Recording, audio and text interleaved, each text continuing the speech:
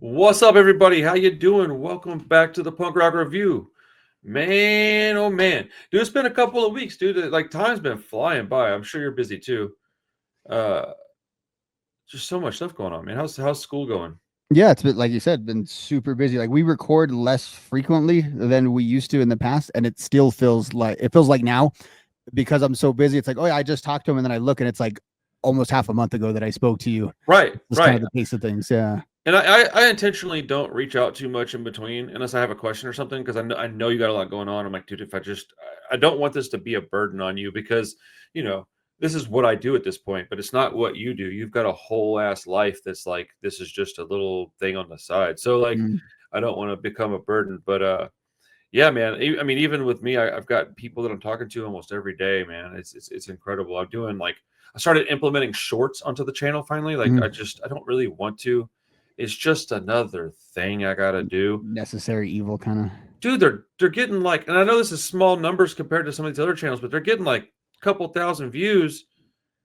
And I'm like, okay, well, I guess if I'm gonna get, 10,000 views a week from shorts, I have to acknowledge that. I have to put those up. I mean, that's only going to grow, and I would imagine fast. Like it's not going to be something that just goes. That's the kind of thing that grows quick, and it might help the other videos. Mm. I don't actually know.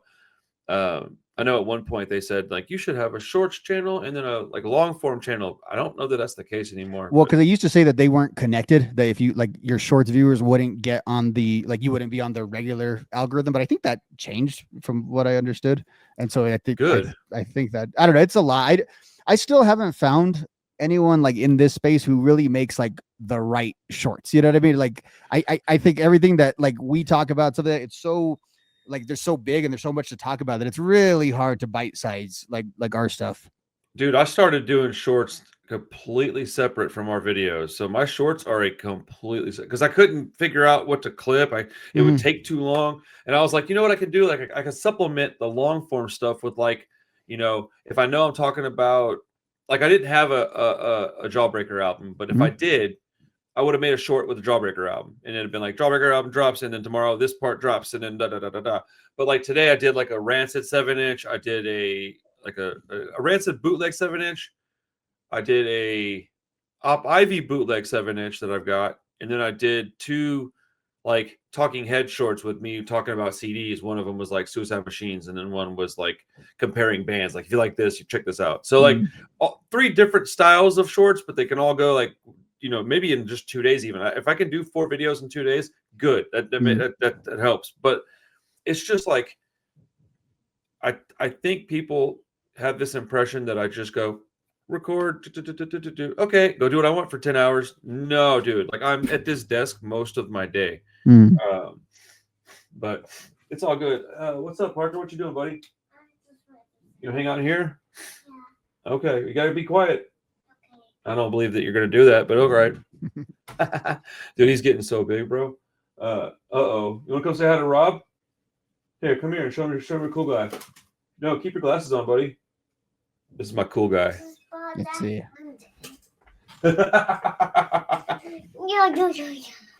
What's up, cool dude? Say what's up, Rob. What's up? You're not goofy. Hey, is your tablet okay or do you need more time? It's okay. All right, let me know when that changes because it will. All right, I gotta get back to work. I know you always be burping and farting on me, you nasty kid. Dude, So he looks like an actual music critic, the way he's there with his shades and indoors, Dude, he loves this music, bro. When he Nice. comes in here and sits in my lap, he'll like yeah, so yeah, it's just been a crazy couple of weeks, man. I got a new record coming out that I didn't even have on the slate like a week ago. It wasn't even like a thing I was thinking about, and now it's like already coming out pre-orders. So, like I'm just like but what's cool, dude, is that's number 20. That's number 20, bro. I cannot believe I have 20 albums under my belt on this one little label. Yeah, it grew fast too from what your numbers were like 2 years ago. Bro, it's ridiculous. Like, it's awesome, dude. I shout out to my whole community, man. Also, anybody that's interested, Patreon is opening up live streaming.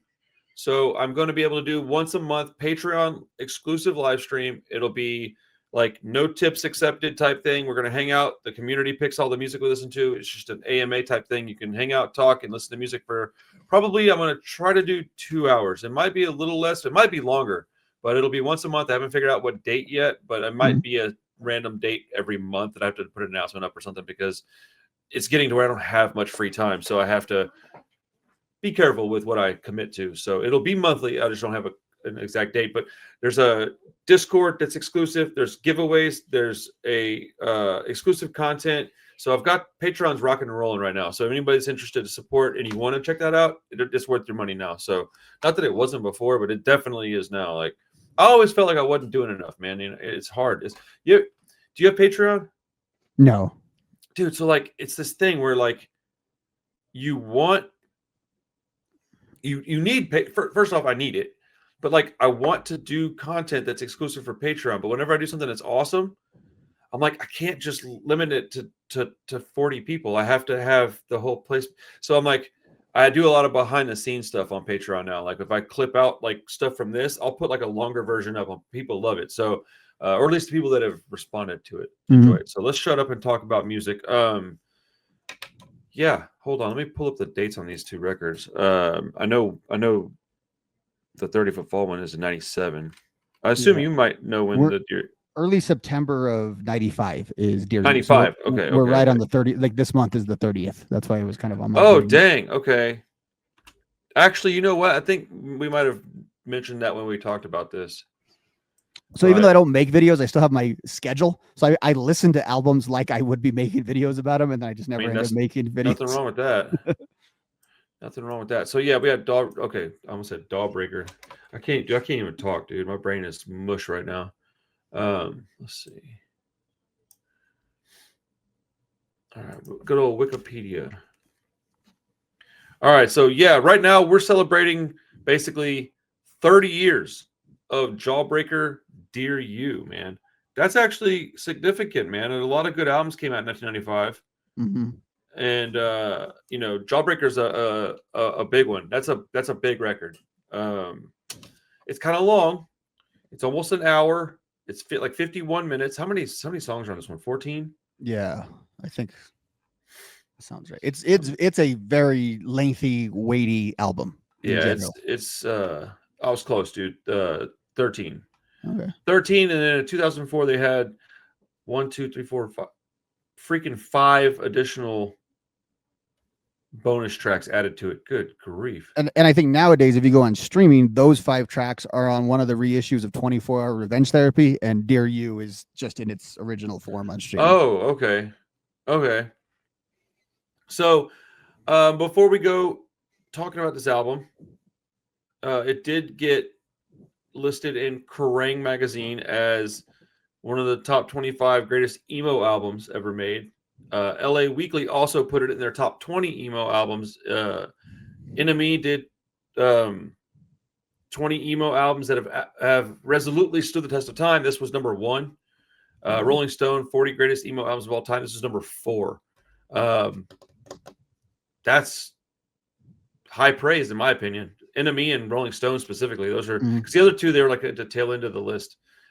On those two magazines, that's because like I look at what we do here is kind of like if Rolling Stone was a video, it would be like this. It's people talking about music. Not that we're as in big or important or whatever, right? But like it's the same kind of thing. So like, man, for them to put that at number like 1 or 4, that's wild, bro. And like the Rolling Stone writers, they love them some emo music, this artsy emo music. Like that is one genre that they would be very people writing about it would be really knowledgeable about. Yep. So this is their 4th record. Came out, like we said earlier, mid-September 1995. This is DGC. What label is that? Is that a major? Yeah, it is, because this is their major album. It's Geffen is what I want to say. I think that's for David Geffen Company or something like that. Yeah. Duh. I should have known that. 4th record. So, okay. I think we've established in the past that I don't really care for JAWBREAKER's later material, and I would consider this later material, right? Well, it's their last real album. They did have one more release of like B-sides after this, but this is their last proper Which one was album. before this? 24-hour revenge therapy. Okay, I had those flipped around for some reason. So we did that episode on Unfun, which was their debut. They have Buviak, which is the one we haven't hit yet. We'll probably hit that at some point. And then 24-hour revenge therapy, which came out in 94, early 94. And then a year later, you have this one. I knew that those were the right way, but I, for some reason in my head, thought that this one came before that, right now. But so this is their last album, essentially. I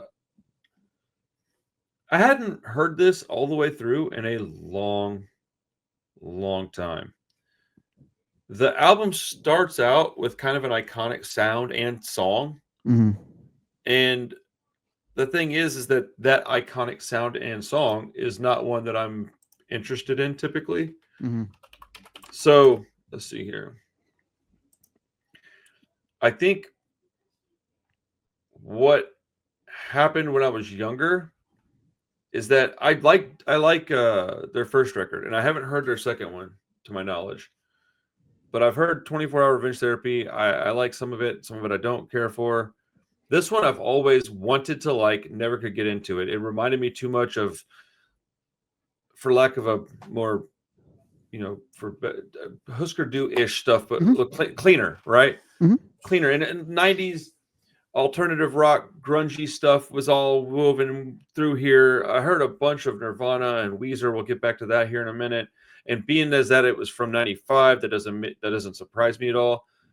But the first song, I think it was hard for me to get past that song. And I think when I was younger, I don't even know if I'm pretty confident that I listened to like half of that song and just turned this off. I don't like the first song, but it's iconic. Like you and most Jawbreaker fans. That's what's so funny about this. Wait, really? Yeah. So I'm laughing to all those awards that you're saying that this album has. This album has this is the definition of like a complicated legacy album in that kind of way, in that everybody seemed to like it except for the actual Jawbreaker fans at the time. They all rejected it. Sorry, one second. Yeah.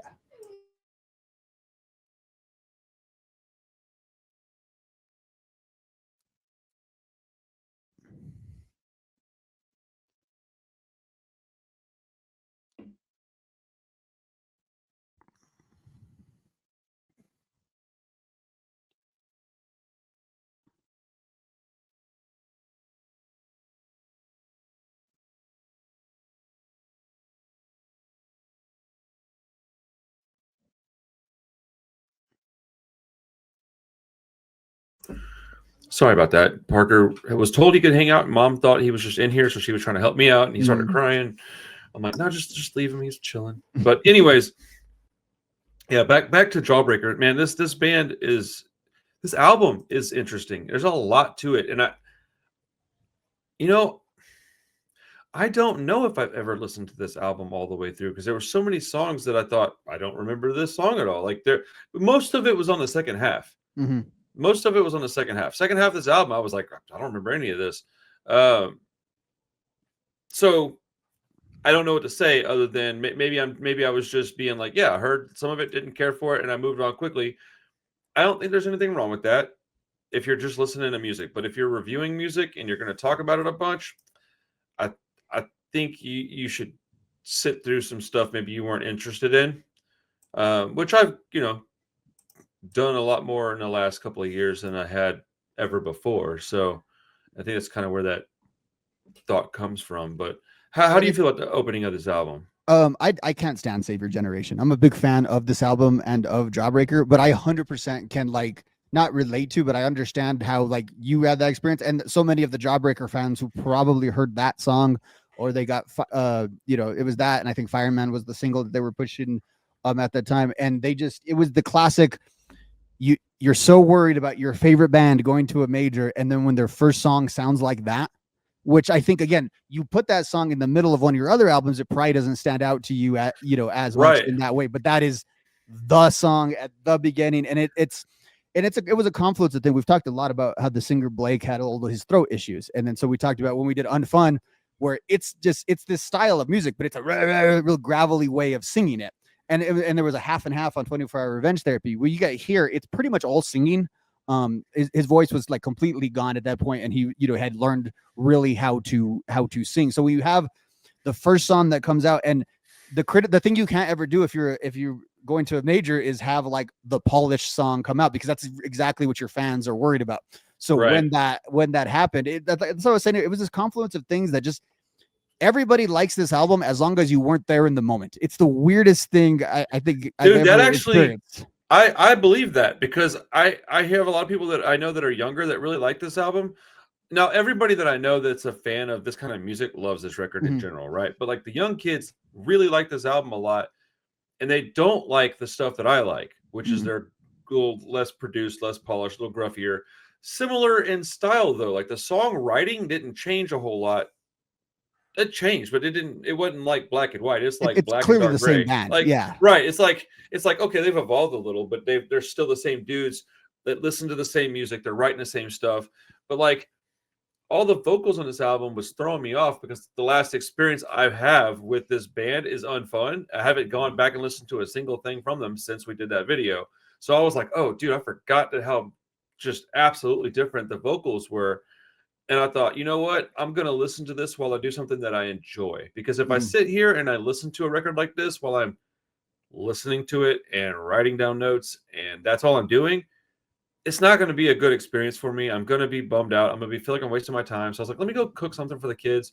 I'll turn it up super loud on my headphones, just kind of blast out in the kitchen, dance around. Parker was busy with things, and I had time to go do something in there and listen to a record without being interrupted. And it took a couple of songs, but by the time I got to Fireman, okay, so my notes are kind of, you know, they're not super extravagant. I don't have a ton of them, but it says decent sound. So I'll put iconic opening song, and the song even has an iconic opening, because it does. They're both very iconic. For what I didn't know that they were for a negative reason, but I knew that I had heard that a million trillion times, that first couple of bars. Well, and then one of the things real quick too is a lot of the fans, I guess, took issue with the sort of, like, it was just after the after Kurt Cobain and his death and all that, and this sort of like kind of and these were the older punks, kind of now at the major label, they're telling you we need to pull together and save our generation. It kind of came across a little sanctimonious. I don't think that was their intention, but I think it came across. Oh, it probably wasn't their intention, but yeah, I can see that way. Yeah, and because the lyrics, totally get it. Yeah, I have a present. It is the present, and you're like, all right, bro. If that was like a Christian rock song, we would make fun of it, right? If it was kind 100%. of like doing those kind of things. Anyways. Yeah. Like, but I get the song. I understand it. And I put that there's fine. I put on here, this record has decent sounds. The sounds aren't bad. It's just the songs. They don't do it for me. And I think that's the issue with bands like this and bands like Husker Du. I've never said that the bands weren't good at what they did. It's just that what they did wasn't interesting to me. Now, I'm going to go back and listen to a Husker Du record pretty soon, because I was talking about it earlier today on another video. At some point, maybe I'll change my mind, man. Spoiler alert, I liked this album quite a bit after listening to it today. I was a little surprised. I didn't like all of it. It's not going to get like a 9.8 out of 10 out of me, but I did not remember this fondly. So when I listened to it all the way, I was very surprised at the end of the record that I was like, oh, that was pretty good. I enjoyed that. I put down that in Fireman, I heard a lot of Nirvana influence. The last part of the song where it gets a little more poppy, though, that's where I started enjoying the song. So Fireman's like a half and half song for me. It's a little long. 4-minute songs for me. Dude, Accident Prone, 6 minutes, bro. Like, good grief, man.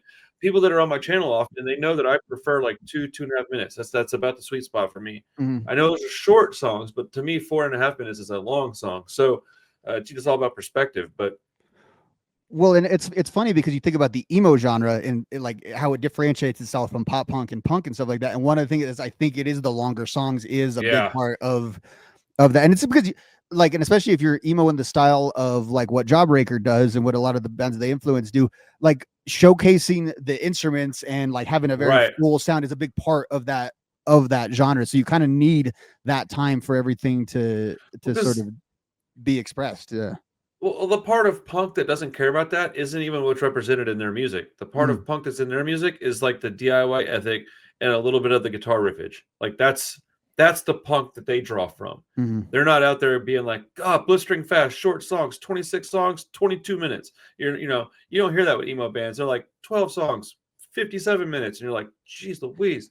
Like, And it's weird because I think a lot of the punk that like you and I like is very like immersive, but it doesn't always have to be. It can, and, Right. and whereas this kind of music, you sort of, it's either you listen, it's one of the two experiences you were having are probably the best ways to listen to it, where you're just fully focused on it, or wherever you're having it, like you're going through daily tasks, and all of a sudden these songs they start living kind of inside of you. And that's how these songs are. They're not. And one of the issues with this album is that people said there wasn't like a bunch of like catchy songs. Like there wasn't like the big pop hit on this record. And there probably isn't. There's some lighter songs, but not one that became like, there was nothing that became like a big anthem, or, this album is not considered successful in that kind of way. And I think we talked about it before when we talked about their last album. Rob Cavallo, who also produced produced Dookie, and basically for intensive purposes for major labels discovered Green Day, not actually, but he's the one guy that Green Day was receptive to. So as Jawbreaker being kind of the next big band out of the East Bay that was signed, it made sense they were going to bring in Cavallo. And Cavallo, you hear Green Day's music, he's great at making those pop hits out of the Green Day songs. And one of the things that they did is they negotiated full creative control with their with going to Geffen. So Cavallo was there. He could influence stuff. He could suggest things, but ultimately the band had the final say on the sound of the album. And the big thing is the label and Rob really wanted them to do the re-recorded version of Boxcar and to put on this album to be like the hit that the older fans would recognize, and it would draw people in. It was similar to like the Green Day and that kind of stuff. And the band just didn't want to do it. The band was resistant to all that. And when you talk about production, it's wild. So this is like probably one of the most produced albums that we're ever going to talk about on this. Like, so Rob Cavallo has talked about it, like some of these songs have so many layers of guitars on them that that blew him away of how much they were doing. It was just, I think it was the case, like they were always this sort of band that would produce those big sounds from very like DIY and punk environments, and it was almost a little bit too much maybe of kids in the candy store when they were given time, money, and studio to make these things. Plus you have a singer with a different vocal styling than he was used to dealing with, and I think this band clearly wanted this to be like their magnum opus sort of masterpiece album. And like we said, they already kind of did that music. So they sort of went all in on it. But what they lacked was that thing that Green Day appealed to their fans with, the thing that Blink appealed to, all these other bands appealed to. They didn't bring that with them, and they lost their credibility along the way. So like they didn't build new fans necessarily when they got there. And then they alienated so much of their old fans. And then again, there wasn't that catchy tune. There wasn't that really thing to hang your hat on this album. So a lot of that kind of explains why it has its weird legacy. Yeah. So there were some catchy songs, but I understand what you're saying after I let you finish your whole thought. There isn't a song that I would be like, yeah, you can compare it to something off like a Blink album, like where that's the two songs that were like huge. You can just listen to them and tell. That isn't the case on this record. There's some songs that I like, and it's all mostly because they're poppy, but there's nothing that just stood out as like a great pop hit. It was like, no, this song's good, and then there's some pop in there. Like, well, I was reading Mark Hoppus's book, who's also another big Jawbreaker fan, and he mentioned how when Blink was doing, I think it was Take Off Your Pants, that like the label came back to them with there's no hits on this. These are all like, not the songs we were looking for. And him and Tom both went home that night. Mark wrote The Rock Show. Tom wrote First Date as sort of an FU to the label of look how easy we can write these disposable hits. And it turned into two of the biggest songs that the band, ever had. So that worked out for them. Jawbreaker, that was the funny thing about them. They kept enough of their punk ethics that by the time when they got to the major label, they were a complete bad fit for it because they were still kind of stuck on, we got to do it our way. No one's going to tell us what to do. We know how to tour. We know how to do all of these things. They're the ultimate band that wasn't fit for the machine. There's a lot of bands over the years that are like that. Unfortunately for like Jawbreaker is they didn't really establish a good enough, I wouldn't say they had a huge underground following, but one of the issues with going back to 24-Hour Revenge Therapy is they never got to be like indie famous in the same way that NoFX and Rancid got to be, because like the label that their album came out was a lot smaller. And so they initially, and a big part of their whole thing with major labels is they shunned the major labels pretty explicitly after the second album. That's why there's a lot of songs of 24-Hour Revenge Therapy that are about how corrupt the music business is and this and that. And they would start off a lot of their shows, a lot of screeds about, screw these major label bands and this and that. So then when they ended up signing to the major, that was a big thing that their fans were like, wait, what have you been telling us basically for the last 3 years? And for them, they were, because they're peers, and they were, one of the things is like, they weren't selling as much as NoFX and Rancid and these other bands that were staying independent. And because they were getting such shout outs from Nirvana and doing all that kind of stuff, they were basically thought of as sellouts anyway. So their calculation was, let's just go for it. And then on top of it, so a lot of people say this is the album that broke up the band. Not true, according to the band. The band will say this is the album that extended the band. that they really wanted to break up even before this, and this was like, they kind of kept them going to do this, which also probably explains why they kind of all gave up on it fairly quickly, you know, that nothing from them and the label ever happened after this album. Man, that's a complicated history, man. I don't know as much about this band. I've learned a little bit over the years talking with you and catching little bits about them on podcasts and books and such. But this band, I probably should read a book on these guys. Do they have a book that's just their book, or is it just chapters and others? There's a few. There's like I know they're in Sellout, aren't they? Yeah, I've got that right. So everything I'm talking about major label signings, that information's pretty much lifted from here, guys. So Dan Ozzie, the guy who also wrote Mark Hoppus's books. I guess I'm just promoting his books all over the place. But they also there's a 24-hour revenge therapy like book. You could it's like an ebook you can get on Amazon. And there's like a series of, I don't know what this series, it's like 60 different albums that were deemed like really important in the Jawbreaker album. And it gives a ton of information like about that's kind of cool. It's like, it's weird. I can't figure out what this series came from because there's one for In Utero by Nirvana. There's one for 20. I can't figure out what this series is. I would like to have this whole series because it seems like something that I would definitely be interested in. Right. I can't imagine you not wanting to read that stuff. Man, this album is a frustrating one. I'll get into more stuff that I liked about it because I want to talk about things that I enjoyed. But,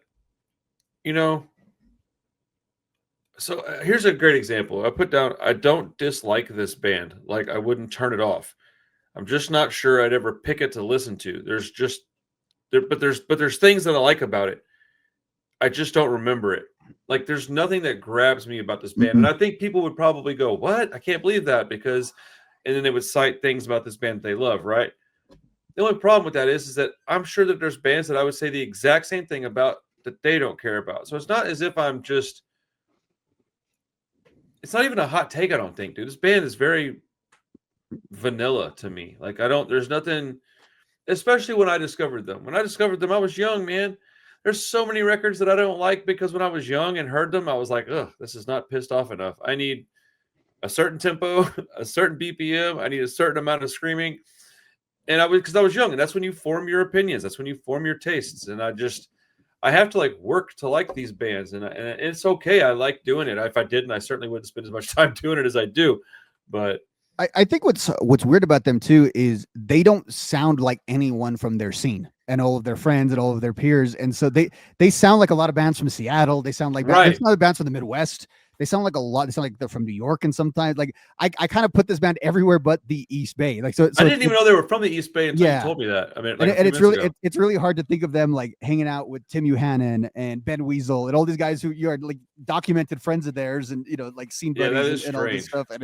And they always would acknowledge that they were a couple years older than most of the scenesters, so that always played a role into them being sort of like the cool older college kids, And then that was the other thing is they like the singer and bassist literally both went to college in New York kind of together. Like they went off to college together, kept the band together, and then kept coming. So it's also why by the time they kind of made it, they were sick of each other because they had been literally living together for all of that time. Like that. So that first album, like that first album, they say that one's take it with a grain of salt because all their other albums were the albums they didn't have to do while also being in college and doing all these other things where they had sort of undivided attention to focus on their music. They're kind of enigmas in that way, and that they're like different guys than the rest of their scene. Their music sounds different, but like I always tell you, to me, they were always like the older brother's favorite band. Like all these guys who were about like 5 to 10 years older than me, they just all loved them. And at that point, there was no Spotify, there was no YouTube. It took me years to hear them, and I am so grateful actually that outside of Boxcar, I experienced them first as an adult, just knowing that they were a band I was kind of supposed to like, and then but having the little bit more of an open mind that you have as an adult without those preconceived notions, and so I was able to sort of sit in it. But I definitely had to go to 24-hour revenge therapy first, because I think that one is like that's like the album that started like their big albums, and then to get into everything else, because like lately I've been kind of on an emo kick because I've been appreciating a lot of this stuff, but that I think kind of similar to you doesn't naturally appeal to me. It's just because it's in such proximity to the stuff I listen to, I tend to pick up some of it, and then because there is a lot of it that I do like, but it just doesn't naturally. It naturally, like again, if I'm going to sit here and produce a band, like I'm just pulling out. There's gonna be a lot of different band sounds that I would like. This is not one I would necessarily land on, although I love Jawbreaker. It's just like I don't know. It's like advanced reading or something. It's just very hard to sort of to crack. It's weird because that's exactly how it is. This stuff just kind of falls in proximity to bands I listen to. One of the things that I find interesting. So you say all the people that were like 5 years or so older than you. I think I fall into that category. So like my Mm, people that I was around, they liked this band, mm, especially any of the art students. mm, All the girls that were really pretty that wore like that. Anybody who was into the Nirvana and the Pixies also like Jawbreaker, and like so like the weird cute alternative girl with the glasses and the long straight hair that everybody was like, ugh, and then you were like, no, dude, she's gorgeous. That mm, girl was always into this band, and so I tried to listen to bands like this because of that. Right? I was just too full of testosterone, and I was so pissed off all the time that I just needed something a little more, you know. But yeah, I find myself listening to music now that I would have never listened to in my 20s, dude. Like, I'm actually like really happy that I like a lot of this stuff. Like, I'm glad that I own a Clash album. I'm glad that I liked this record. I'm glad. I don't think I'll buy an LP, but I might grab it on CD, man. Like, mm. if it's 10, 12 bucks, I'm into that. I don't want to own it for 30, but I don't mind owning it for half that. Because there's enough songs on here that I enjoyed that I wouldn't mind just having it on my shelf. Because if streaming ever goes away, which I honestly kind of hope it does at some point, I'd like to be able to go back and revisit some of this and make some Well, and mixtapes I and don't whatnot. have this, but I would this album screams physical media to me in the way to like enjoy it and to I have it thought like 24 hours does more. I just well, and I think that would apply to that album too, in that you kind of have, and my point, you have to sit with Jawbreaker for a little bit generally. So I think like you and I always talking about, when you used to buy a record, you would give it its fullest, you'd listen You'd to hit the to heck get your out of money's it. worth, bro. Yeah, and then I feel like an album like this, I think a lot of people probably had like your initial reaction to it, and that's why like I remember seeing this album a lot, not really knowing who Jawbreaker was, but seeing this album cover of all their album covers is like the most imprinted in my brain. And so it just makes me think that probably like in the late 90s and early 2000s, there was a lot of this album at like the bargain bin at at a lot of places. And so it was, Oh, just probably. it was sort of there. And the other thing is like, I think of a lot of, again, like all those rankings you talk about, how highly rated this album, other musicians who were influenced by Jawbreaker, they love this album.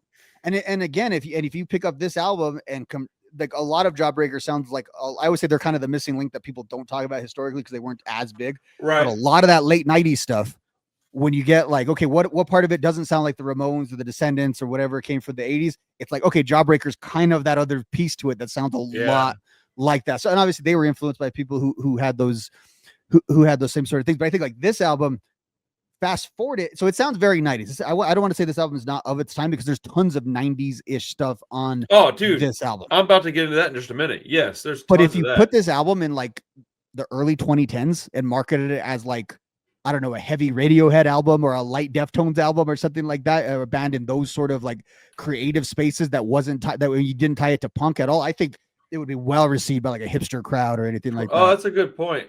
Yeah, this is like the end of the bridge that Green Day is. Like you get punk and like it's there is an argument there that Green Day is not punk. Mm. Their sound is the bridge that connects stuff like this to stuff like, I don't know, Crib Shrine, right? Mm. Green Day's the middle, right? This is just like right when you step off the bridge, you land in Jawbreaker. Mm. And then you go from there to other bands. You might even like, it might be Green Day into Husker Du into Jawbreaker even. Like you just step into these sounds. There's like, so like you can take one band out of it and go, well, what is this band? And you can go, well, they're this, but they're so close to this that you're like, dude, it fits in like 10 different categories, which is what I like about music like this, is that it does have a broad appeal, a wide audience of people. Did I say that right? Wide appeal, broad audience of people, however you're supposed to say that, could get into this and be interested into these sounds.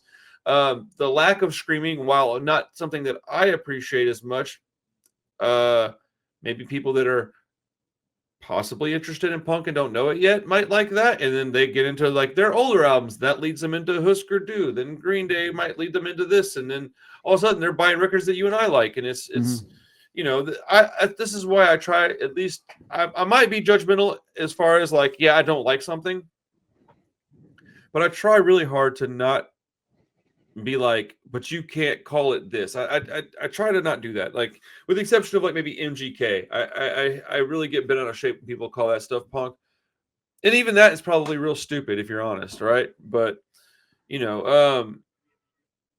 there's something else I wrote down. I put there's so many staple sounds of the mid '90s, just in general, not in this album necessarily, but just like there's just sounds that you go, oh, that's a '90s sound.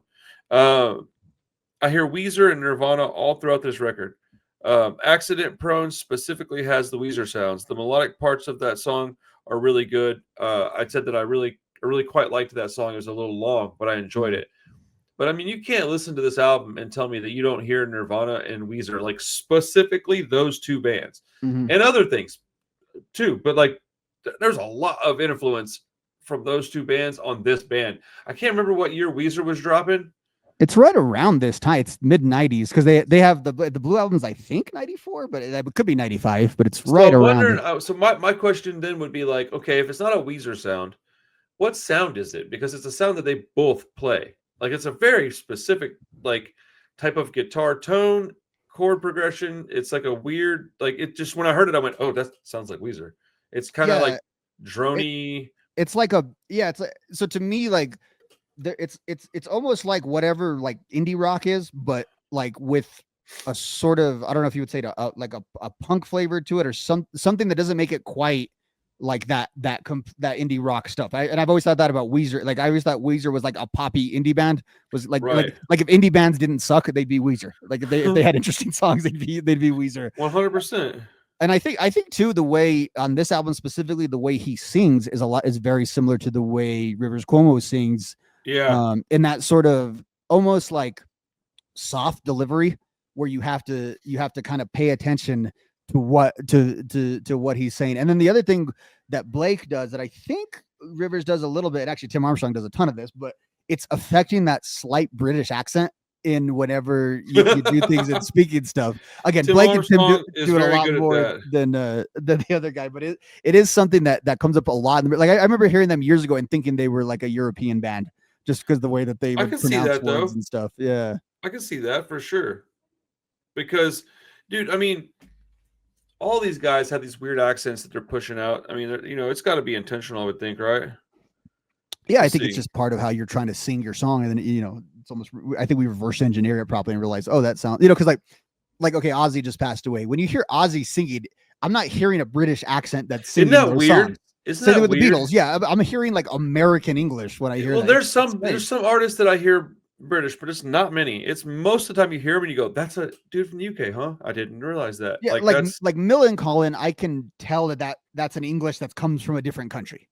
Like when I hear the way he pronounces, like I think it's Dutch or something like that I think is very clear to me. But a lot of those European bands, and not just that I don't hear an accent. To me, it sounds like American English, like very like it's weird when you hear those guys talk and you're kind of freaked out.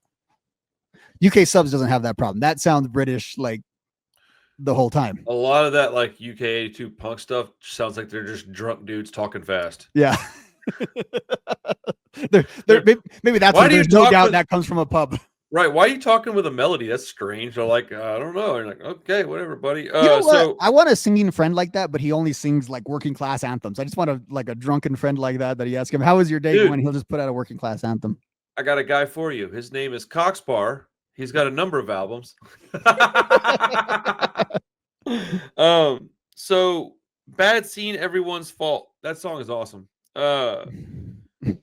That's like the light song, right? Like, well, no, it's the one that sounds like Rancid. Go listen to it, bro. It sounds like Lars in there jamming out. It's very Clash reminiscent too. It's like, here's the thing: the Clash had a sound that was like imitated heavily by Rancid, and then Rancid took that sound and kind of made it their own. Whereas it was part of the Clash sound, whereas it became the Rancid sound.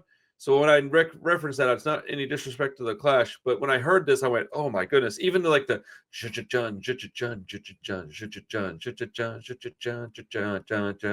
like it's a Rancid riff, bro.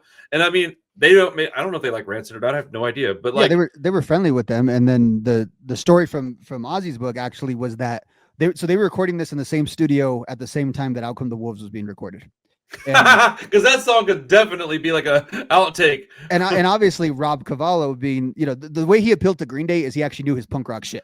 That's Nice. other, and they always talk about like the guy who dyed his hair to meet them and all that. But Rob was not that kind of guy. He didn't look like a punk, but he knew his. I got a lot of friends like that. Those are my favorite people. What was I saying right before that? Oh, about Rancid. So the funny thing is, so they Dan Owsley talks about in the book, like making it took so long to make, especially like the vocal takes with Blake, and there was so much, and it was such a laborious process. And it sounds like this album sounds like a cold winter's day, and that's kind of like what that process sounds like. And they tell the story of Rob knew that Brett and Rancid were recording next door, and they like needed to borrow like an amp or something, so they just walked over, and him and Blake were so disheartened by the good spirits that were happening at the Outcome the Wolves recording session, because he said like they were there on skateboards, they were eating pizza, they were having the time of their life recording a punk rock album. It sounded like, and he said, and him and Rob Cavallo were there like they were just doing the hardest work in the world. And and if you listen to those two albums, this sounds like an album that was like a real slide to get through. And Outcome the Wolves sounds like the funnest album to make in the world. You know, so it is the funnest album to make in the world. You okay, buddy? Yes. Okay. Yeah, it is the funnest album in the world. I love that record. I listen to it a lot, even still, man. I listen to it all the time. Oh my goodness, dude! Can you hear that? A little bit. 1 second. I hear like an audio going.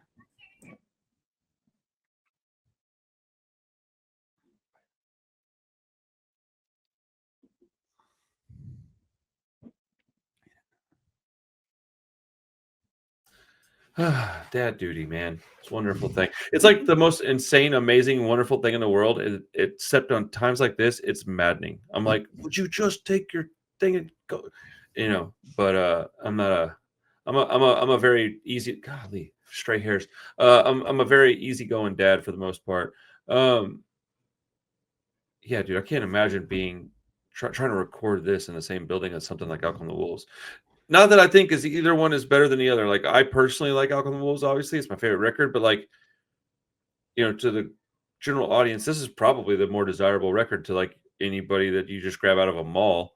If you're like a record label exec, you're probably thinking, "Oh, this is the one." If you had like the two in front of you, yeah, maybe. Like in terms of like a major label, you're gonna sell. I'm trying so hard to like take my personal biases out of that thought, but I don't know, man. Outcome the Wolves has just like objectively great hooks. Like you telling me that you could hear Time Bomb and not be like, that's a good one. That's a hit right there, fellas. Or like, especially at that time period when people were kind of discovering ska as like this fun thing to Roots Radicals, man. Back when Tony Hawk's Pro Skater might be coming out soon, they're like, I think I can make this make sense. But I just, it does sound like this does sound like an album. Why do we shoehorn Rancid into everything? Well, this case, even the book did that. So right. Well, I mean, that song genuinely sounds like a large riff and solo in there. One of the reasons, I'll be honest, dude, on my second listen, this was the catalyst to the second listen was that song. I was like, I need to go back and listen. Maybe I missed something. Because today was the second listen, when I was listening to it in the kitchen. It's interesting that sound was even on there. And I was like thinking to myself, like, I wonder if this band was fans of like the Clash. I guess everybody kind of was back then.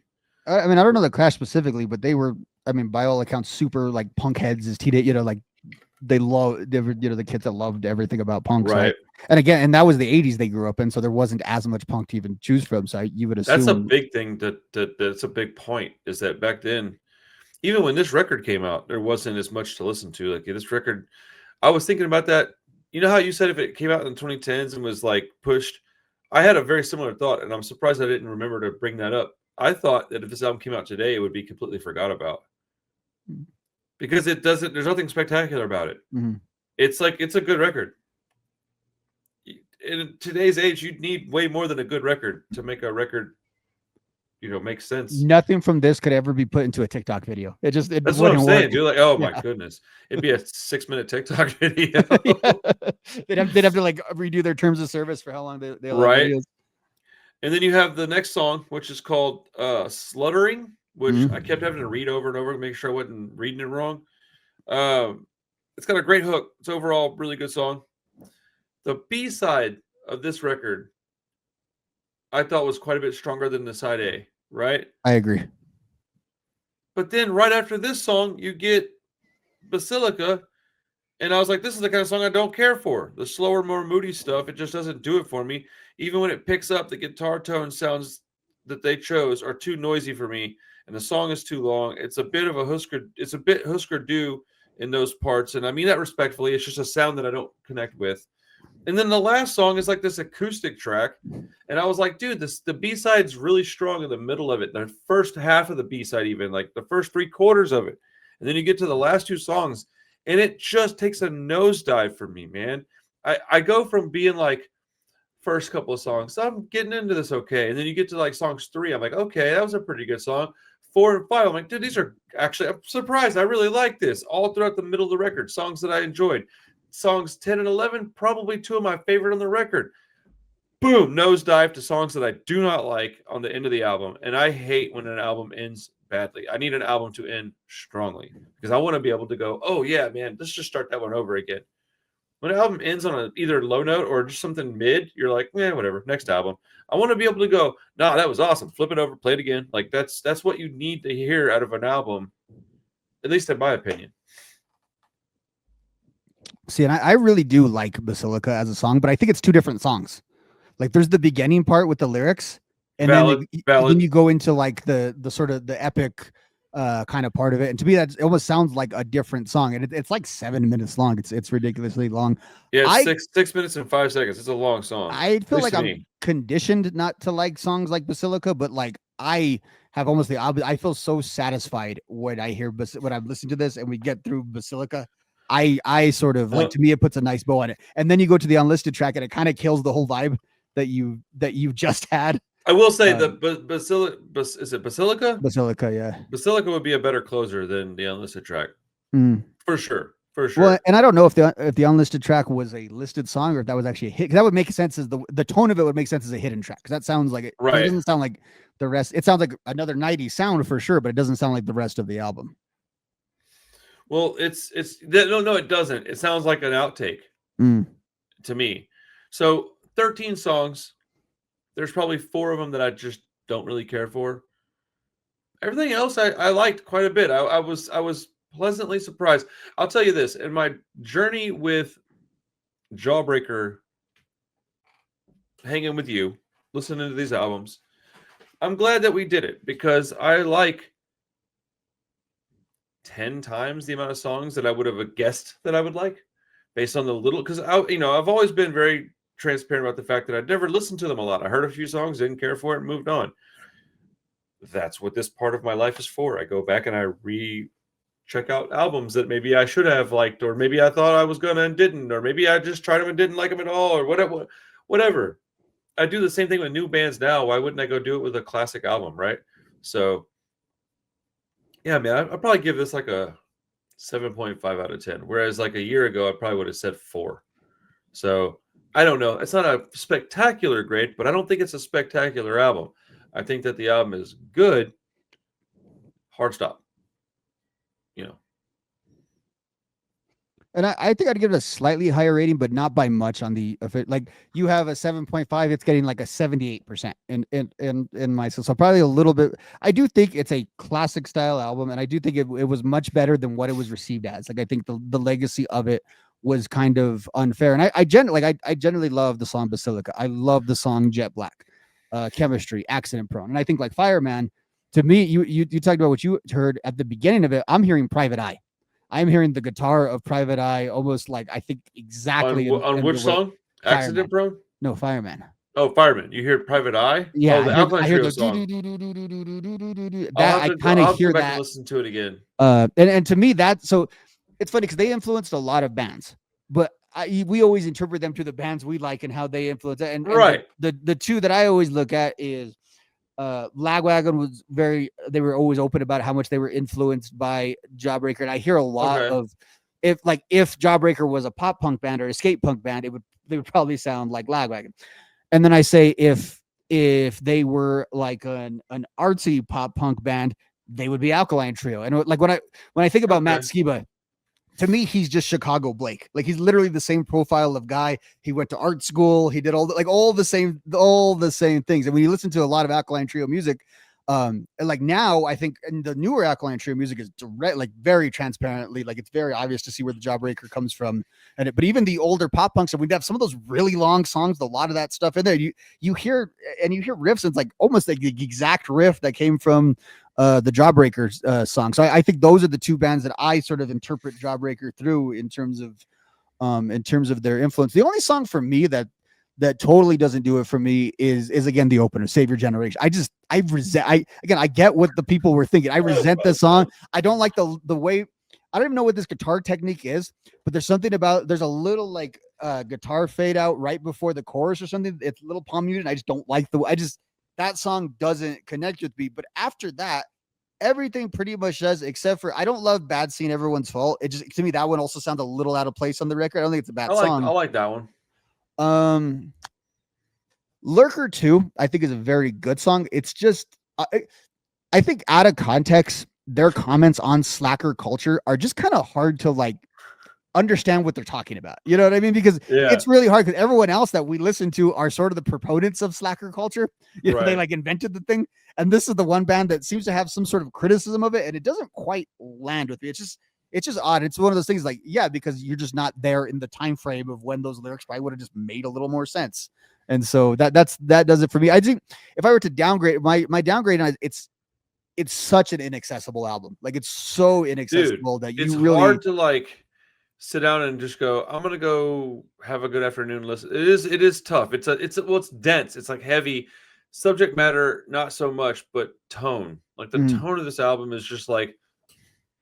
Well, and then this is the tone. This is like, and there are some songs lyric. So it's really weird because there are some songs like Accident Prone and Jet Black, which like Blake will describe as like the darkest songs in their discography. Like Accident Prone is in particularly, if you kind of interpret those lyrics, they're pretty dark and they're pretty like out there. But it's just like, it's funny because you see the photos of these guys and you assume that they would all be dressed like Robert Smith from The Cure or something like that, like in the way that they, or like, you know, very, I don't know, and they just look like normal dudes in normal clothes, and it's. I mean, I get the impression that they're just regular dudes when I hear this music. Like I wouldn't think that they would be like looking like Robert Smith.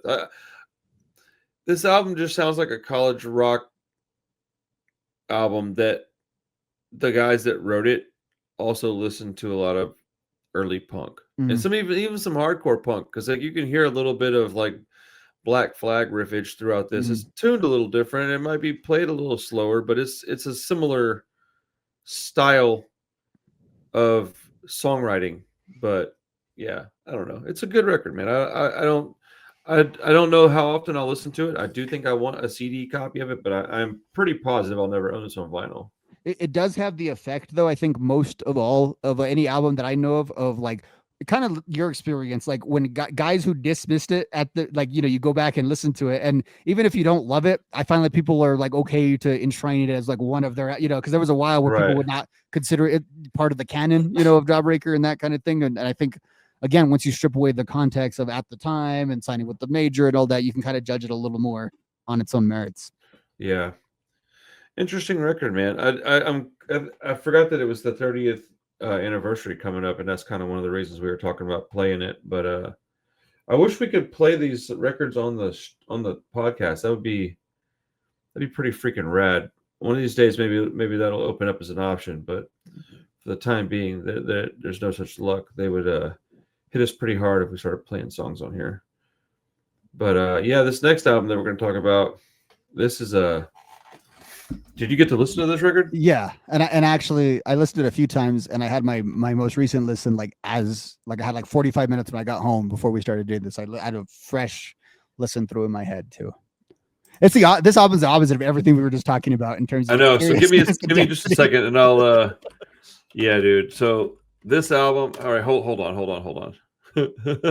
What a palate cleanser. Dude, that's what I liked about listening to it in the order. I've literally thought about it today. I was like, man, if I had listened to this in any other order, like I would have been miserable. Like, well, it's funny because I have a playlist that I update every time we talk. It's called it's PRR research, that I just put the albums that we're talking about. Right. And this week it's the weirdest shuffle that you can ever have when you go from like Basilica to Cheese. It's just oh yeah, out of control. I can't even find like a wiki page on it or anything. It's okay though. I'll just pull up the. I just need to know like dates and stuff. It's all No, right. yeah, I had to go to Okay. Discog to make sure I had all the right songs. Well, and so I stuff. hit up my buddy Colin. So okay, let me write down some stuff real quick, and then we'll start talking about it. Okay. All right, so I hit up my buddy Colin. So shout out Colin from the Hates. He's my dude when I need stuff like he's a mega fan of this band. I love this band. I would have to concede that he's a bigger fan of 30 Foot Fall than me. But I've been watching this band play live for a long time. They were one of the first bands that I got to see. They were like the homegrown version of like NoFX and Blink was 30 Foot Fall. They were huge, dude. They were huge. So in '97 we got 30 Foot Fall's record Acme 143. It's 17 songs in 44 minutes. So it's a couple more songs and then a few less minutes. This is a way more like the tempo, the mood, everything. Dude, this album starts off with this song called Urine Nation. And it's like this band is hilarious. They're fun, but they're also smart and they're good at their instruments. Like this is a quality. Deep. It's deeper than it gets credit for. Right. It is like it's like they hide it within jokes. Like they're almost like a NoFX type thing, but I think a little more charming personally. But Butch and Co. They're like the homies, man. This. Look, I don't even know how to say it, bro. This band is so important to Houston. 30 Foot Fall, if anybody's wondering. 30 Foot Fall, Acme 143 is the album. Came out in '97. But I hit up Colin for some factoids, and he said it's the first album that they did on Fearless Records, which is I think is a big deal. It's the last album with Damon De La Paz on drums. Let's see. Yeah, he moved to California with his other band, River Phoenix, who became Phoenix TX. That guy was the drummer for this album. Oh, wow. Yeah. Brian Davis from Middle Finger replaced him. Let's see. Acme 143 title comes from the catalog number for a crack pipe. Perfect. I did not know that, but that fits. Yeah. So the guy that did all the artwork for the first River Phoenix EP, River Phoenix TX, and Middle Finger albums, he's the same guy that did the artwork for this album. If you're a fan of that stuff, you could look at that and tell. Like I knew that. I didn't know his name, but I knew it was the same guy. But yeah, dude, this is like blistering fast skate punk with like a pop punk, dropper, bloop, some pop punk because it's faster than pop punk and it's heavier than pop punk and they shred more than pop punk, but it's incredibly melodic, dude. There's catchy hooks just all over this record. It's got like the Blink-182 maturity level woven in and out of it. Dude Ranch. I have Blink written down several times in my notes because I'm flabbergasted. What? It was just like, I had so many thoughts when I went through this experience of like, so I was trying to like define them. Was the first thing because I had heard of this band and I couldn't like name a song. I knew of this album and then the album they released, I think in '99, it was Ever Revolving, Never Evolving. Yep. Like again, but I couldn't tell you. I had those records in my head. I had seen them. I don't think I had probably ever listened to them. And the first impression I kind of got from is the band you're wearing on your head right now. I was like, oh, this is like Teenage Bottle Rockets, like uncles or something, is kind of what I got about it. And then after a few times listening to them, I was trying to think what they sound like. And it was exactly, if I had described Teenage Bottle Rocket to someone, it's exactly how this band, I was like, basically the bass genre is like what we think of as skate punk, but it's like skate punk with a merger with like Ramones core, but they don't sound like the Ramones in the way the Ramones core did, but the humor and that sort of styling of the end with the charismatic vocalists and all of those things put it like, it's like NoFX plus like you sprinkle some Ramones core on top of NoFX. I think you would get this band and eventually, and then eventually that evolves into like Teenage Bottle Rocket. That's exactly that style. I thought. So saying that just tells me that this band is excellent because everything that you said is like top tier. Every band you mentioned is bands I love to death. I mean, dude, the Doppler Effect is probably my favorite record by them, but this is the one that I listen to the most. So like, I don't even know what that means other than I listen to them. I think maybe just at this point in my life, I listen to this record a little bit more, but dude, go listen to this album and like they shred, dude. They're not taking themselves too seriously, but they have songs. They can play too. Oh, dude, these musicians are amazing. I watch them play even now, and I'm like, dude, he's such a great vocalist, man. He's such a great front man. Like he has excuse me, Butch has a very unique vocal style. Mm-hmm. But dude, I don't think it would fit any kind of music better than this. It is perfect for this. It's like, I don't know what to call it, dude. It's like a high pitch, but you can hear everything he's saying. He's not screaming too loud, but it's certainly not singing like a it's not like a Newfound Glory or like a Title Fight. It's not like that. But like, this is the kind of pop punk that when people say it's not punk, it pisses me off because I know where these dudes are from. I know where they played. I know where they toured. I know the labels they were on. And I'm like, how could you say that? Because they're not screaming about the government all the time. It's just a different sect. It's the same kind of music, man. And these dudes rip. And you could tell they listen to, Slayer, Metallica, and stuff. And there's tons of political songs in here to that point you were making too. Yeah, it's there. It's just not. It's not like Pennywise, where every song title is obviously, Right. The thing is it's political. Maybe even more so in tone. No, that's not the right way to put it. Yeah, but there's a lot of songs that, what's that 90s kind of politics that a lot of the punk has where it's more society critiques and stuff like that than sounding like, okay, that's valid. That's valid.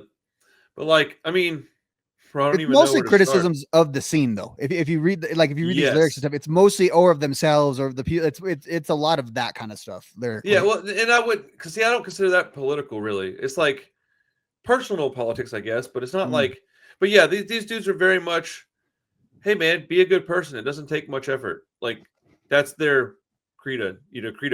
Just do good, be nice, be kind. Like, and then let's be silly and eat pizza and skateboard and play songs and shred and listen to thrash metal. Like, I don't know, man. If No Effects hadn't have been No Effects, this band could have easily been. If they hadn't had problems touring, like issues with that kind of stuff, I fully, sincerely believe this band would be as big or bigger than a whole bunch of bands that exist right now. Dude, you can't tell me that this band's not as good as like Lagwagon or Strung Out. Like in those bands, dude, these guys can match those guys song for song. It's a slight bit different, but talent-wise, they're just as good as all of them.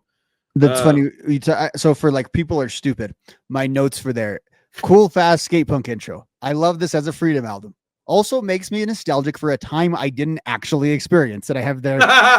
Slayer and Nintendo in the like, and I think about this like because that is my favorite, probably my favorite genre of music is skate punk, and a lot of skate punk culture is that we talk about that the slacker 80s Hesher, with the pizza and the metal and the video. Like, I didn't live through that time. I lived through the crappy early 2000s where no one had any fun, and it's like, but for some reason, like I feel nostalgic for whatever they're trying to affect in that song, and I mean that genuinely. Whenever music can make you feel nostalgic for something you didn't exactly experience in that form, that kind of makes you realize how good it is and how resonant it is. It's also my own personal hangups that I got to get over at the time I lived in. Right. I did get to experience Slayer and Nintendo early on. I would say you probably have to replace Slayer with Metallica or Guns N' Roses for me, because I've never been a big Slayer fan. But that vibe they're talking about, I remember that very vividly. This band is just so fun. And I think this is one of those bands that when people hear it, they go, oh man, what band is this? And then you tell them, and then they go, they got like 6 albums, and they're like, where did they come from? And you're like, they've been around since the 90s. Like, because it's like, I feel like they never really got the opportunity to do what they were fully capable of. They were on Nitro and Fearless. They got on big labels. They were clearly of that ilk. They were cut from the same cloth. But I think Issues touring, if I remember correctly, was what ultimately dissolved their, trajectory. It was on this thing, and they went, no shit, and you don't often get to get those chances back, man. And I've talked to Butch, and he's like, this is why we play as much as we play now, because we realized that we had an impact, but back then maybe we didn't. And I don't know if he said it exactly like that, but that's what I got out of what he was saying to me, is that, back when they were doing this stuff, they were just doing it. And then things that they weren't seeing what was in front of them necessarily. And they had these little things that were like obstacles that they let become bigger obstacles than they were supposed to be or had to be or whatever. And it really smothered their momentum. And it just bothers me, man. And I want this band to be recognized and respected, because they're my band. They're my version of all those bands that everybody loves. This is my version. Anybody's like, oh yeah, I used to see No Effects all the time back in the day. Yeah, that's exactly how I feel about this band. Same kind of music, same kind of era. I mean, these dudes were playing. They were doing this shit in the early '90s, bro. Like this band was way before Blink-182. This band was doing it way before them. So like, you know, not that matters. Blink probably has heard this and likes it. I would be shocked if Mark Hoppus didn't know who 30footFALL was and didn't like it a lot. And they probably toured together a lot too in that. I have no, dude. They did. To my I was reading understanding, that they were always didn't do a ton of it. Saying what the little bit I was reading was that they had a few big slots on like big tours, and they were opening bands on some of the bigger, like I think they opened for the Offspring, they opened for the Vandals, they opened for a lot of the bands that that can really draw a crowd. They've got a rabid fan base, dude. The people that love this band love this band. There's a guy in Canada that's like literally like just re-releasing all their old material for them just to do it. And I'm like on vinyl, like that's how I got my copies on vinyl. And I was like, that's insane. Like that's how I know how much that costs. That's a lot of money. A band like this, I think, runs the risk of being forgotten to history because there's not a ton of information about my point. So it's like if it goes away with like your generation, it could just go away. Like that's really why I precious. want to keep talking about them. That's why I'm gonna do more videos on more records of theirs, and I should probably get Butch on again because he's been on the show once. But if I hit like 20K subscribers, and I think that's pretty likely at this point, that's the kind of guy I need to have back on the show. Because like you said, people don't necessarily go back and look for your old videos, but if I can have him back on and just be like, yo, man, for people that have never heard before, give them the history, dude. Let them know what's up. Because if you're just going song for song, bar for bar, quality for quality, these guys match up with all the stuff we liked in the 90s. Mm-hmm. I mean, well, these were part of the stuff I liked in the 90s, but you know what I'm saying? Like, you didn't listen to these guys back then, right? No.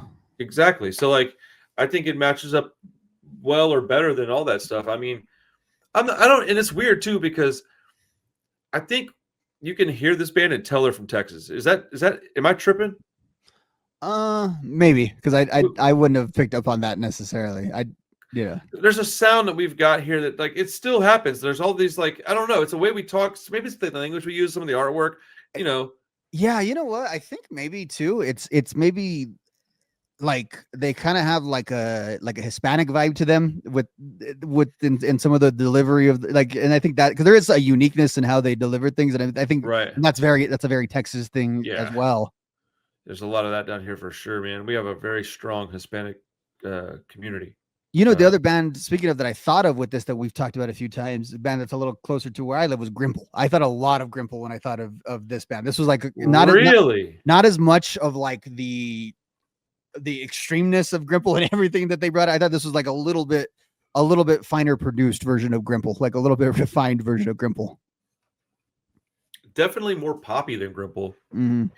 But the vocal styling, I can see some similarities there. And I do think this lead singer has a ton of like charisma in the way that the vocals you should see him play live. Are delivered. Like some of the songs I really like on this album are the ones where the band kind of lays out and he's able to just sort of just like he's kind of dominating the song. Like I have that written down like for Sick Circle that I just really liked whenever the rest of the band would kind of goes away or doing a little bit more of muted parts and he's driving the entire thing. And he does it in both. He does it on the little bit slower vibe, like a song like that, or he does it on the faster vibes. And something you said speaks very clearly when he does it, which I think that's a real talent for a singer to sort of enunciate everything and fit it into these really fast type punk rock windows. He's an interesting dude, man. He's like a very, very, very nice guy. Like he's so nice. And he's so, you would like, I think of Butch as like 1998, 97 when this album came out. I was seeing these guys play in like parking lots and shit, dude. Like I remember when they played at, so if anybody's wondering, every year for I don't even know how many years, dude. It's this is not something I'm good at. It was, remembering exactly how many of something, but for like 15 years, man. Shoot, it may not have been that long, but it's been a long time. They had a Christmas show at that Club Fitzgerald's down here, and that was like man, what a sad thing that place is gone. That was probably the best club in Houston, like ever, and we all been there for many, many shows, but they had a Christmas show there all the time. Not all the time, but once a year, obviously. Yeah, every couple of weeks they had a Christmas show. It'd be like, what the hell? It's August, bro. What are we doing? But those shows, man, it'd be Christmas night, dude. You'd go out and see a punk show, and it was like, it got to be so big. It was such a big deal, man. Like, I don't know, dude. I just got so many good memories, and I didn't really know them like that back then, like personally. Like I know Mhm. Blink pretty well now. I didn't know the band like that. I used to work at a place where their drummer was a drummer for another band at. So like I've known them over the years, but I don't know, dude. Even when I was younger, I was just always had this pride that was the Houston version of all the bands I liked, and I was like, nah, dude, these guys are as good or better than anybody else. I get like that, man. It's just how it is, dude. Like I love this band, and this album is fantastic. People are stupid. Play it by ear. Constipation, bro. The songs are so ridiculous. Your Nation is such an insane opener, bro. Yeah, I hate that song though for personal reasons. What I'm saying is like because as we go into middle age, I think the song gets more and more relevant as the years go on. You know, it's supposed to be this silly kid song, and I'm finding I myself can't, dude. relating to Hey, the lyrics. full disclosure. If I walk into a bathroom and there's 3 stalls, 2 of them are taken, I walk right back out. I'm not doing it. I can't take a leak in front of people, man. I don't know what it is. I'm like, what are you guys talking about? They're like, huh? I'm not talking. I'm like, oh, I'm sorry. And I'm just like, okay, okay, bye. Don't touch my back. I'm like, sorry. I've never touched anybody at a urinal, by the way. Now I feel like I should. It's funny on that same note, like for the song Constipation, that's the one that's like, you know, the Descendants and Blink-182 should send like a cease and desist over the lyrical subject matter Bro, of the song. These guys were doing it before Blink. I just want to keep saying that because they were. Not the Descendants, but Blink. But I still think Blink should just be like an arrogant rock band and send it like, hey. I mean, if they did, they'd probably frame it, make it an album cover. Like, no. Dude, yeah, this band, I mean, I personally think this band's far superior to Blink-182. They don't have the legacy, but the song for song, I mean, especially if you take all the Blink's catalog and you add all the shit we don't like about them, like they've got a lot of albums I don't care about. But 30footFALL is definitely better than the Piano Man. That's something else I have in my notes because their version of Still Rock and Roll to me is much better than Billy Joel. Fuck Billy Joel. I mean, it's nothing personal. I just like, you know, F him. Yeah, I get, you know, what's weird is I get people that come into my shop and I'm talking like 20-year-olds, girls specifically. You have any Billy Joel records? I'm like, what are, I mean, yeah, they're in the dollar bin, dude. What do you want Billy Joel records for? That I've sold like, I don't know, 4 or 5 in the last month. Billy Joel records. Okay, but maybe we should communicate that with the customers. I'm sure your customers are coming in and they're buying the coolest hardcore they can find, and they're wondering why that they're only hanging out with their other dude friends all the time. They need to be buying the Billy Joel record. Apparently, is the place to be. That's also another thing.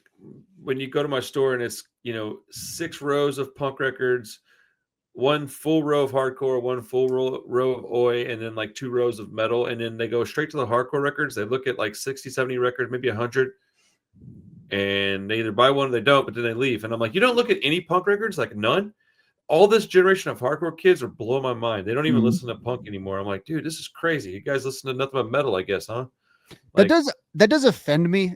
Like, I don't think like hardcore fans have to be punks, but like they need to at least be aware of like their punk rock roots and stuff. That's where my problems lie.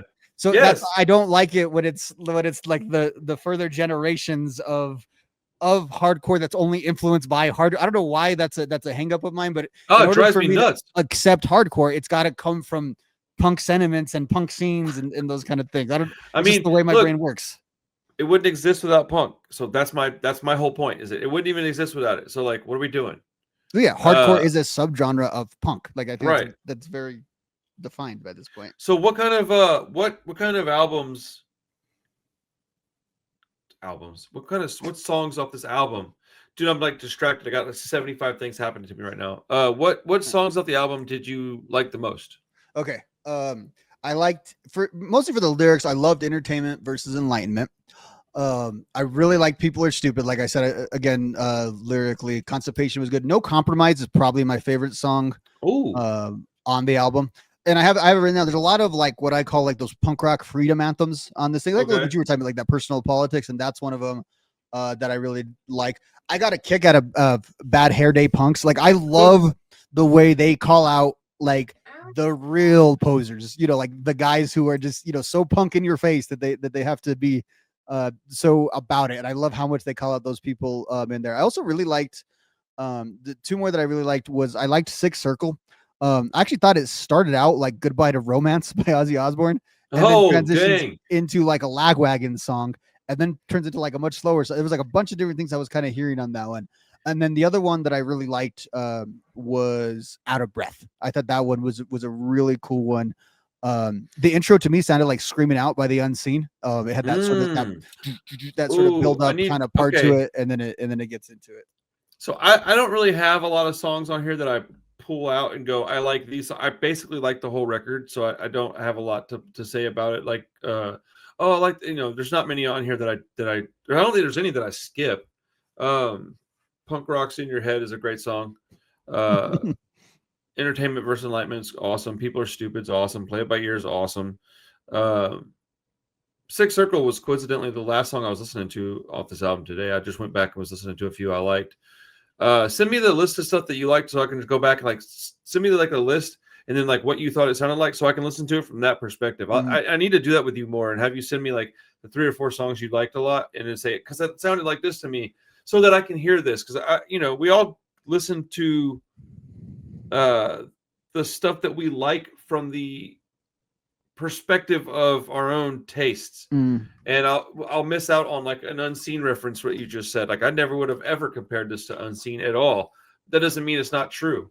It just means that I wasn't listening to it like that. Feel like Morrissey? I do not. Morrissey's been a punchline for so long. That was my comment on that. That's hilarious, dude. So what I like about this band is that you can tell them, or you can tell people that they fit into this mold. They're skate punk, jokey kind of right? Like you could go, oh, if you like NoFX, you're probably gonna like this band. If you like early Blink-182, you'll probably like this band. There's so much more than that. There's so many like levels to their music because they're great musicians, and I always forget sometimes about how good they are at just writing songs and playing their instruments until I'm like, balls deep in a record listen, and I'm like, oh god, these guys are good, man. And I just forget how much they shred, dude. Like, I don't know. I like that. I appreciate it. I'm not gonna sit here and glaze these dudes much longer, but like, there's only so many times I can tell you how much I love this band. They're such a good representation of what I like about punk. They're not necessarily like overly political. They're about being nice. They're also about being silly, and I think there's a place that we need that.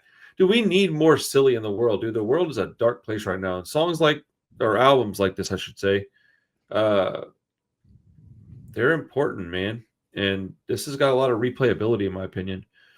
This album's hard. It's hard to get old. There's complexities to this record that aren't pretty timeless. Yeah, and like lyrical content wise too. A lot of like the social situations it talked about. So that stuff's never going to change. Like that's always going to be relevant to people. And, Well, what other band do we talk about like that? What other band writes songs that are like timeless? They're not pegged into a time. It's Rancid. Do they also do that? It's our favorite band, basically, right? Like it's what they do is they write songs that are relevant in 1996, and then they're still relevant in 2025. And it's like, well, that's insane. Well, it's because they're not going like NoFX did War on Terrorism and has George Bush on the cover. Well, that puts you at a certain point in time, which is okay. I'm not talking crap. That's one of the best songs they've ever. Probably my favorite song by them is on that album. Isn't that Separation of Church and State? Like, I mean, not like, and I think that this stuff competes with that all day. I think that's actually a really great comparison. If you like that kind of NoFX, there's no way you wouldn't like this. There's no way. I would be shocked, be flabbergasted. This is an album that I give like a 9.5 out of 10 to. There's a little room for improvement. I think that I like Ever Evolving a little more, and I probably like Doppler Effect a little bit more. But if you like this record, go check those two out, because I think that this is where you start. You start here, and then you go up to those others. But everything I've ever heard about this band has been quality, man. And like I said, that there's ebbs and flows to the record. There's some slow parts, some fast parts. There's intricacies. There's great guitar playing. And at the time, there's pretty decent production for back then. I can't imagine how hard it was to record a record like this in 97. Yeah, I think it sounds great. I thought I had that thought when I was listening to it earlier, like, but again, it was on Fearless, so it wasn't on a tiny label, but right. Sometimes it's a gamble when you're listening to albums that are like almost 30 years old and weren't that well known. And we listened to this, like, so one of the things, the markers I think of like the Fat and Epitaph stuff is that stuff sounded as good as like the crap you could get at Walmart in terms of like the sound quality. And I think that's what really helped that 90s skate punk happen, is like the punks learned how to use like the Pro Tools and stuff like that. And it's like, but even on albums like this, like, God, that sounds amazing for the, not for the time, because a lot of stuff in that time sounds that good, but it really sounds really well produced. It doesn't sound like a 90s record to me. Mm-hmm. At least, you know what? I need to listen to it on my CD. On Spotify, it sounded pretty good. It sounded to me a lot like exactly like you're saying, the Warren eras, like that early 2000s, because there's a lot of instrumentation in this, and that like it's very full and in your face. It's mixed really well. It's just, dude, that's exactly really what I was fixing to say, is that the mix on this record is, I don't know if perfect's the right word, but it is awfully good. Like it's close. And I think the band would probably say, no, there's things we'd change. Of course, dude, the artist is always going to be the most hard on themselves. But this album has such a fantastic mix. It's thick without being heavy. It's dense without being like overweight. Like it's got the right amount of heft to it. It's nice. You listen to a maybe, I'm just gonna say like a skate punk record. Like you'll listen to it, it'll be like you're like, dude, where's like the oomph to the guitar tone? Like it's not there. It's like but there's no mids or lows. It's all highs, and you're like, that's not the case with any of their records, really. They're it's hard to explain if you don't know these dudes. You don't understand how much they care about this stuff, and how whenever they go do sound checks, how particular they are with their sound. And like, I can only imagine what it's like recording with them. They're very, very professional. When they were young, I don't know what they were doing, but nowadays, I only saw them in a like live setting back then, so I wasn't at the studio or anything, of course. But yeah, I got these like visuals in my head of like back when I first started seeing this band play, and just being like, oh, these guys are good. And I didn't even know they were from here. And somebody's like, oh yeah, they're from like whatever in Houston. And I was like, this is a local band. And I think this might be the first local band that I was ever a big fan of. That you were like a true fan of them, not just because they were from your town, but like you were right. I was a fan, and then I found out they were from here, and was like, oh, now I'm like an Uber fan. And yeah, I think this was probably the first local band that I was just like, dude, this is the shit. And then we also have Bickley and Middle Finger.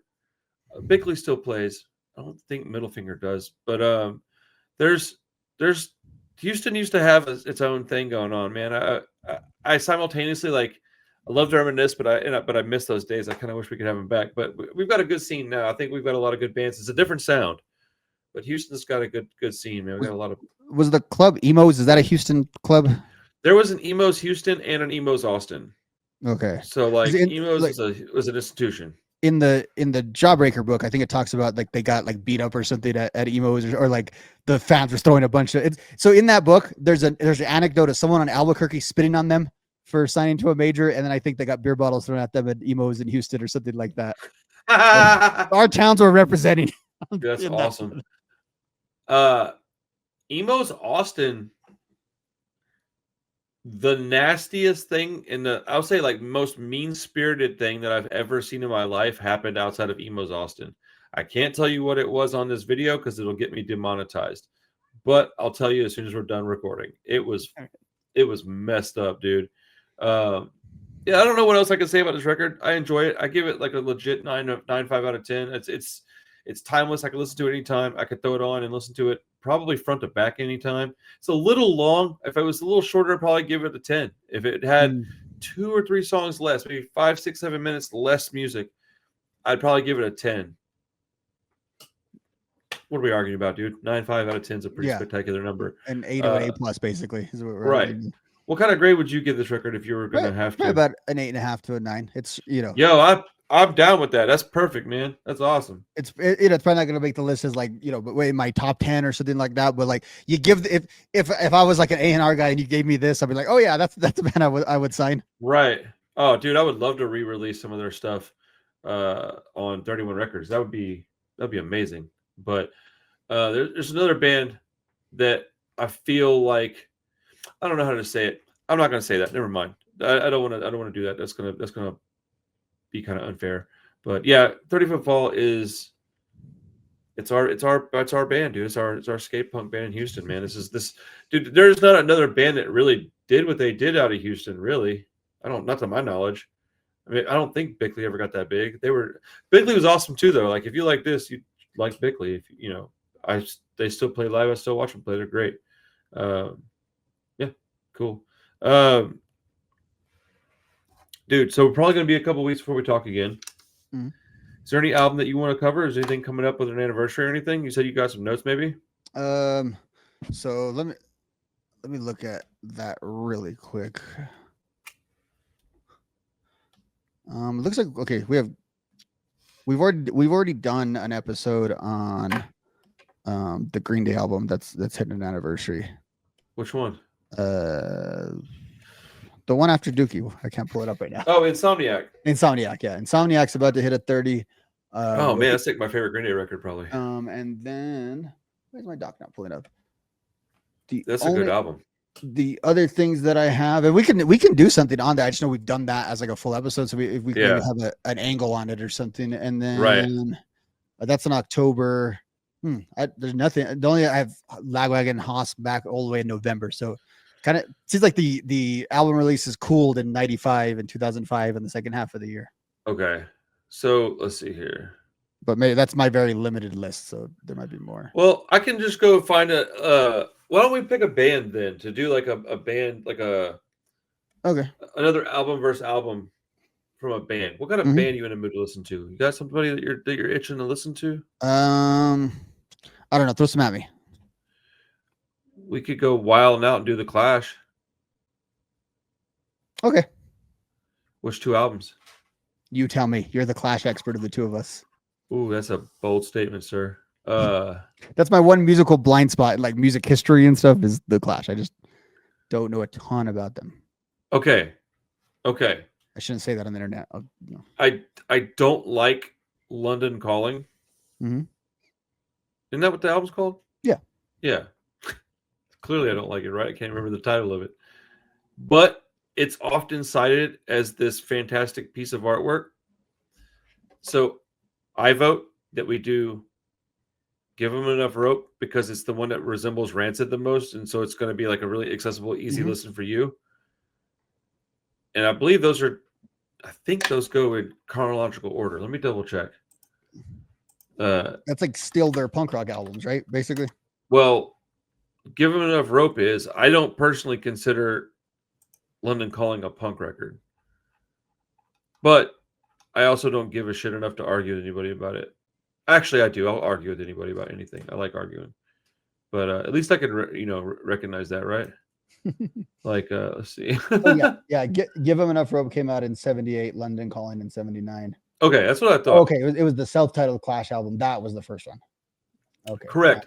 Yeah. I like that record, and I've grown to like it more now than I used to, but like I just think Give Enough Rope is their best record. Whatever, though. I mean, I don't get agreed with often with that take, so it's whatever. But let's do the Clash episode. It's been a while since I've talked about the Clash, and channel's probably doubled since I did anything on their stuff, so it would be probably welcome. You know what I've learned a lot is that if we talk about, let's say, Insomniac, and then we do another episode a year and a half later, it actually doesn't even matter because half the people that are watching it are like, oh, I didn't know you did it.